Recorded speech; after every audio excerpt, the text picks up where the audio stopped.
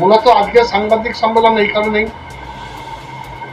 আমাদের প্রতিবেশী, আমাদের ভাতৃসম এবং এই গড়ঘাটা হাই স্কুলে দীর্ঘদিন শিক্ষকতা করেছেন, তারপরে বর্তমানে শ্রীরামকৃষ্ণ কামিনী প্রমথনাথ স্কুল, যেটা সেই স্কুলে প্রাইমারি স্কুলের শিক্ষক আমাদের সকলের প্রিয় কৃষ্ণেন্দু ব্যানার্জি।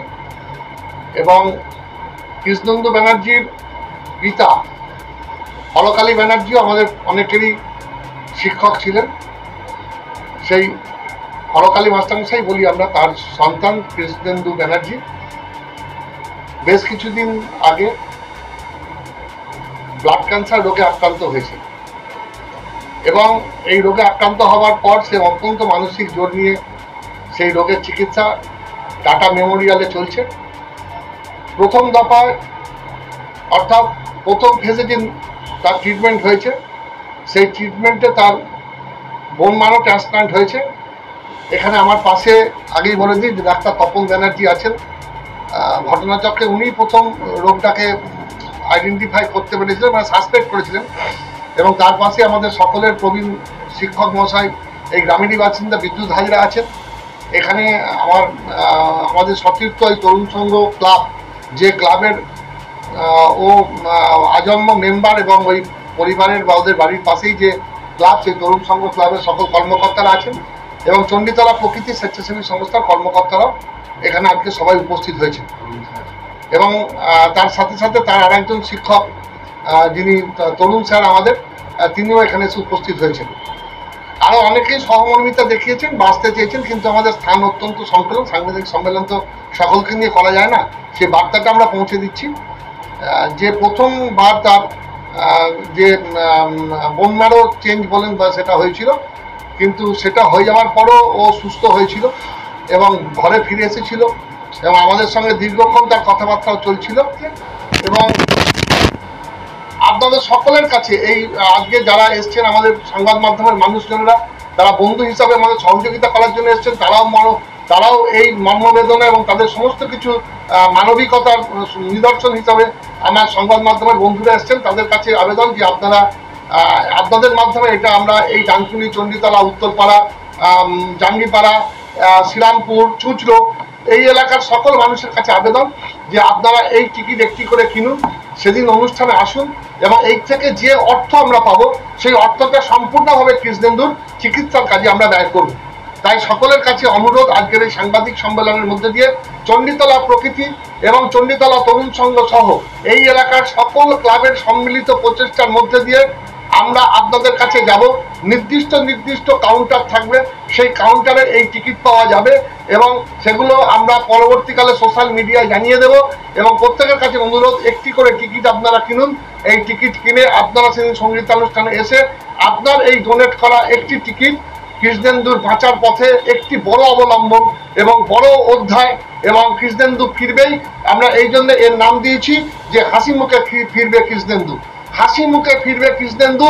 সেই আপিল দেখুন, কৃষ্ণেন্দু পাশে দাঁড়িয়ে আপনাদের কাছে আপিল করছে। সকলের কাছে করজোরে অনুরোধ যে আপনারা যারা একটু মানবিক, যারা একটু সংবেদনশীল, যারা কৃষ্ণেন্দুর কাছে পড়াশোনা করেছেন, যা অনেক ছাত্রছাত্রী আমাকে ফোন করে বলেছেন যে তারা অর্থ সাহায্য করবেন, যারা কৃষ্ণেন্দুর কাছে পড়াশোনা করেছেন, যারা এই গ্রামের মানুষ, যারা বিভিন্ন দিক থেকে আজকে আমাদের সঙ্গে বা আমাদের সঙ্গে যাদের যোগাযোগ আছে, যারা বিভিন্নভাবে সমাজে সহযোগিতা করেন, আমরা আজকে চিকিৎসক, শিক্ষক, এই ক্লাব, সমাজ সংগঠনের মানুষ সকলে মিলে আবেদন করলাম যে আপনারা কৃষ্ণেন্দুর এই দ্বিতীয়বার যে বন্যারও ট্রান্সপ্লান্ট হবে সেখানে আপনারা একটি করে টিকিট কিনে 18ই আগস্টের অনুষ্ঠানে এসে, আমাদের ইচ্ছা আছে আপনারা সকলে মিলে টিকিট যদি কেনেন তাহলে আমরা 10 লক্ষ টাকা আমরা এখান থেকে তুলতে পারবো আনুমানিক, এবং 10 লক্ষ টাকা তুলতে পারলে এই যাত্রা আমরা সফল হতে পারবো। কারণ প্রাথমিক শিক্ষক সমিতিও কিছু টাকা এবং আরেকটি স্বেচ্ছাসেবী সংস্থার মাধ্যমে আমরা কিছু টাকা ডোনেশন আবেদন করেছি এবং মানুষ সেখানে সাড়া দিচ্ছে। তাই সকলের কাছে আবেদন, আপনারা একটি করে টিকিট কিনুন। আগামী প্রজন্মের বা তার প্রজন্মের একজন আইকন হিসেবে আমি মনে করি। আনফর্চুনেটলি একটা এমন রোগে আক্রান্ত হয়েছে যেটা প্রচণ্ড খরচ সাপেক্ষ, এবং দুর্ভাগ্যবশত ও প্রথম যেদিন ওর কষ্টটা হয় ও আমার কাছেই এসেছিল, সেদিন আমার চোখ দিয়ে মনে হয়েছিল যে ও যে জিনিসটার জন্য এসেছে সেই জিনিসটা ভালো না, সে লোকটা ভালো নাও বেরোতে পারে। এবং আমি ওকে কতগুলো ইনভেস্টিগেশনস দিয়েছিলাম, যেটা বুম্বা যত তাড়াতাড়ি সম্ভব করিয়ে নিয়েছিল। মেডিল্যান্ড বুম্বা, হ্যাঁ, মানে অমিত ব্যানার্জি বুম্বা মেডিল্যান্ড, ও ওখান থেকে করিয়েছিল। তো আমি সেদিনকে কোনো ওষুধ, আমার এখনও মনে আছে, বাবু পাশে দাঁড়িয়ে আছে, আমি কোনো ওষুধ লিখিনি। ও আমাকে বললো আপনি কোনো ওষুধ লিখবেন না? আমি বললাম না, আমার ঠিক ভালো মনে হচ্ছে না, তুই এক কাজ করে ইনভেস্টিগেশনসগুলো করিয়ে নে। এবং তারপরে বুম্বা মানে মেরিল্যান্ডের অমিত ওকে গাইড করেছে। আমার বক্তব্য একটাই, চিকিৎসক হিসেবে আমাদের মোটো হচ্ছে we shall fight to the last. কৃষ্ণেন্দুর ক্ষেত্রে we shall fight to the last breath also. সুতরাং বাবুকে বলবো, কৃষ্ণেন্দুকে বলবো, তুমি মোরাল সাহসটাকে হারিও না। এত লোক, এত ভালোবাসা, প্রত্যেকে পাশে এসে দাঁড়িয়েছে, তুমি ভালো হবে, তুমি দুরারোগ্য ব্যাধিকে জয় করবে, তুমি আবার আমাদের মাঝে এসে ছাত্র তৈরি করবে। এইটাই আমাদের একমাত্র কাম্য। এবং এই বিশাল প্রচেষ্টায় আমি আছি, আমি থাকবো, লাস্ট দিন পর্যন্তই থাকবো। সকলকে, ক্যামেরা পার্সন যারা মিডিয়া থেকে এসেছেন, তরুণ সংঘ লাস্টলি এবং প্রথম মানে প্রধানত সুবীর, আমার ভাতৃপ্রতিম সুবীর, যাকে সব কাজেই আমরা অত্যন্ত পেয়ে থাকি। ও অত্যন্ত ভালো ইনিশিয়েটিভ নিয়েছে। এই ইনিশিয়েটিভের জন্যই আজ আমরা এতগুলো সবাই জড়ো হয়েছি। আশা করছি আমরা কামিয়াবি হব।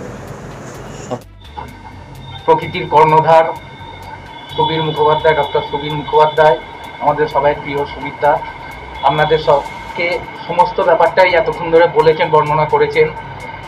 আমি শুধু এইটুকুনি আপনাদের বলতে পারি যে আমি আজকে যে বিপদের মধ্যে পড়েছিলাম, হঠাৎ করে সুবীরদা একদিন আমাকে ফোন করে বলল, তোকে এত চিন্তা করতে হবে না, আমরা সবাই তোর পাশে আছি, আমি দেখছি কিভাবে কি করা যায়।